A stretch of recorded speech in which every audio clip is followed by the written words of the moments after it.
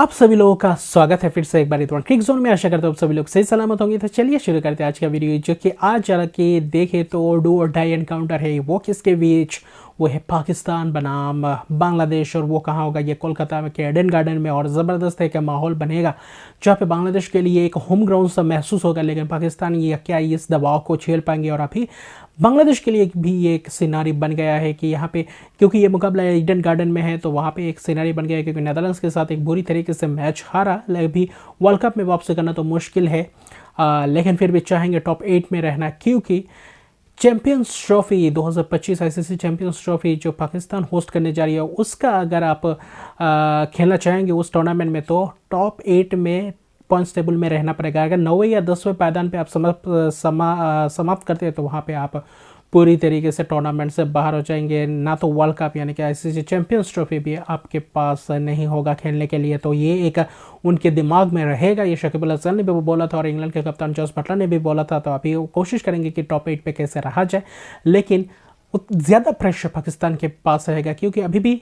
इस मुकाबले को लेकर अगर देखें तो 3 मैच है, लेकिन 3 मैच में 3 मैच जीतना पड़ेगा और बाकी रिजल्ट के ऊपर थोड़ी बहुत निर्भर होना पड़ेगा। और यहाँ पे अभी बात यह है कि यहाँ पे कैसे वापसी कर पाती है, क्योंकि 6 मैच के बाद 2 जीत 4 अंक यहाँ पे बांग्लादेश के साथ जीतना पूरी तरीके से ज़रूरी है। अगर इस मुकाबले को जीत नहीं पाती तो बहुत ही एक धक्का सा लगेगा। जो हाथ में थोड़ा बहुत है वो भी पूरी तरीके से खिसक जाएगा, क्योंकि अगर यहाँ से ये मुकाबला हार जाते तो अब सेमीफाइनल के लिए पहुँचना एकदम ना के बराबर ही रहेगा। कोई मिरेकल ही हो सकती है जहाँ पे आखिर में पहुँचा जाए, लेकिन वैसे बार बार मिरेकल नहीं होता है। लेकिन पाकिस्तान के लिए एक सबसे बड़ी बात है कि ये हम बांग्लादेश के विरुद्ध है। अभी आने वाले मुकाबले में अगर देखें तो पाकिस्तान का मुकाबला शायद एक न्यूजीलैंड के साथ है, और एक शायद ख़ास तौर पे देखें तो शायद बांग्लादेश और वहीं पे अगर आप देखें तो न्यूजीलैंड के खिलाफ है, और शायद कोई एक और टीम होगा, शायद श्रीलंका है। और तो वहाँ पे आपको देखना पड़ेगा कि कैसे इन 3 मैचेस को किस दबाव में, अगर क्योंकि ये मुकाबला उतना दूर ना सोचे तो बेहतर रहेगा। इस मुकाबले में क्या आप वापसी कर पाते हैं, ये देखने लायक बात होगा, क्योंकि एक धक्का तो लगा है, लेकिन यहाँ पे दोनों ही टीम चाहेंगे, बांग्लादेश भी चाहेगी उस सपने को बरकरार रखना आईसीसी चैंपियंस ट्रॉफी में पहुँचने के लिए, और वहीं पे पाकिस्तान चाहेगी अपनी सेमीफाइनल की राह जो मुमकिन है थोड़ी बहुत उसको बरकरार रखने के लिए मैच जीतना पूरी तरीके से ज़रूरी है। और यहाँ पे क्या कम्बिनेशंस बदलने की तरफ जाएंगे उतना शायद विकल्प ही नहीं है अगर आप देखें तो पाकिस्तान के पास। और वहीं पे शायद हसन अली की वापसी हो जाए अगर पूरी तरीके से स्वस्थ हो तो। उसके अलावा देखें तो स्पिनर शादाब खान कैसे स्वस्थ है या नहीं, तो अगर शादाब खान नहीं है तो शायद उसामा मीर की वापसी हो सकती है। और उसके अलावा उतना शायद चांस नहीं है। अगर शादाब खान पूरी तरीके से स्वस्थ है तो शायद शादाब और उसामा मीर के साथ भी जा सकते हैं। नवाज शायद ना ही खेले। और इस कोलकाता के मैदान में जो तेज़ तर्रार गेंदबाज देखने को मिले, क्या यहाँ पे अच्छी खासी मदद मिलेगा? शाहीन अफरीदी जो पावर प्ले में अच्छी खासी विकेट चटका पाएंगे, और हरी सरफ की जो ये वर्ल्ड कप अच्छी नहीं गई, क्या इस मुकाबले में पूरी तरीके से जी जान लगाकर पूरी तरीके से वापसी करवा पाएंगे अपने टीम के लिए? एक देखने लायक बात होगा। बल्लेबाजों के लिए एक बात है कि बल्लेबाजी क्रम में क्या फ़खर जमान की वापसी हो सकती है इस मैच में? अभी तो फिलहाल वैसे कोई आशंका लग नहीं रहा है, लेकिन क्या वापसी कर सकते हैं इमाम की जगह पे? एक रिस्क ले सकते हैं जहाँ पे ताबड़तोड़ अंदाज से, क्योंकि सभी एक कैटेगरी के बल्लेबाज जहाँ पे रोक के खेलते हैं, डिफेंसिव अप्रोच के, जहाँ पे आखिर में जाकर थोड़ी बहुत ताबड़तोड़ अंदाज से खेल सकते हैं। लेकिन फिर भी देखें तो स्टार्ट अच्छा चाहिए, बनना बहुत ही मुश्किल हो जाता है बाद में उस रन गति को बढ़ाना।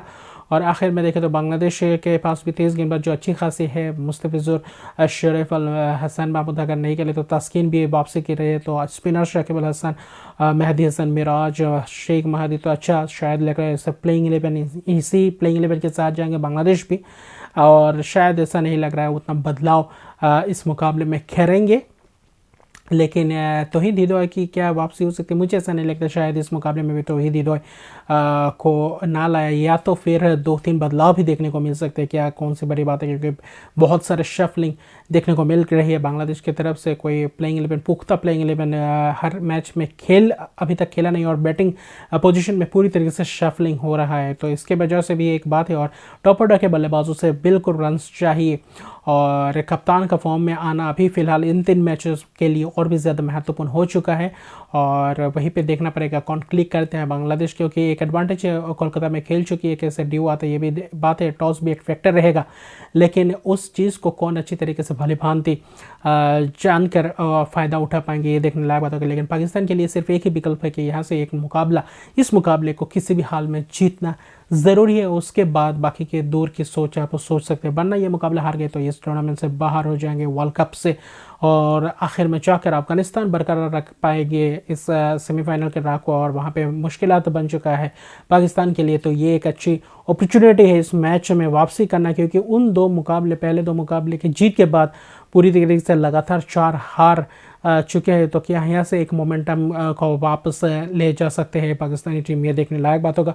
वसीम जुनीन ने अच्छी खासी गेंदबाजी की पिछले मुकाबले में साउथ अफ्रीका के विरुद्ध, लेकिन इस मुकाबले में क्या उनको मौका मिलेगा, क्या उनके साथ कंटिन्यू करेंगे, या फिर मोहम्मद वसीम जूनियर और आप हसन अली का स्वस्थ थे तो इनके साथ जाके या क्या हारिस साहब को बाहर बिठाने की क्षमता है, ये एक देखने लायक बात होगा, क्योंकि उतने हाल ही में उतने ख़ास अंदाज में लय में नहीं दिखे। लेकिन ये भी सोचना पड़ेगा कि उनके बल्लेबाज भी उतनी अच्छी तरीके से फॉर्म में नहीं है बांग्लादेश के। अगर ऊपर से विकेट चटका कर देते हैं शाहीन अफरीदी या फिर वसीम खेलते या फिर हसन खेलते हैं, तो वहाँ पे पूरी तरीके से आसान हो जाएगा बाकी गेंदबाजों के लिए गेंदबाजी वापसी करना, और वहाँ पे बांग्लादेश चाहेंगे अच्छा बल्लेबाजी का मुजाहरा दिखाए और वहीं पे पाकिस्तान के सामने एक चैलेंज पेश करे, क्योंकि बांग्लादेश को भी पता है कि दबाव प्रेशर पूरी तरीके से पाकिस्तान के ऊपर है।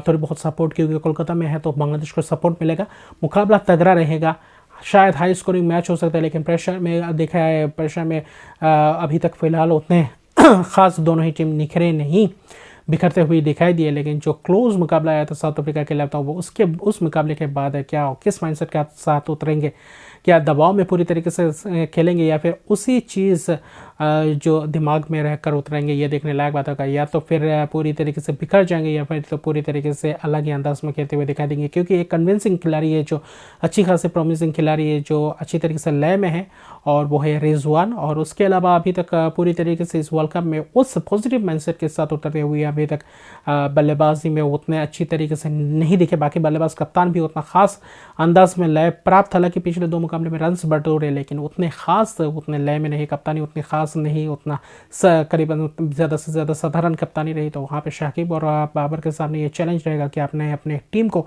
जितवाकर एक आईसीसी चैंपियंस ट्रॉफी के लिए क्वालिफाई करवा सकते हैं, या फिर ये बाबर आजम जो वर्ल्ड कप में बने रहने के लिए मुकाबले को जीतकर अपने आप को सेमीफाइनल के राह में पहुंचने के लिए अभी तक बरकरार रख पाएंगे, अपने आप को जीवित रख पाएंगे, ये देखने लायक बात। अगर प्रेडिक्शन की बात करें तो मुझे लगता है इस मुकाबले में शायद पाकिस्तान के पास एक एडवांटेज है कि क्योंकि बल्लेबाज उतना खास अच्छा चला नहीं, अगर ऊपरी क्रम के बल्लेबाजों को जल्दी से जल्दी विकेट चटकाए और बल्लेबाज अच्छी खासी से बल्लेबाजी करे, फील्डिंग अच्छी तरीके से करे, तो शायद एक मौका बन सकता है पाकिस्तान के लिए।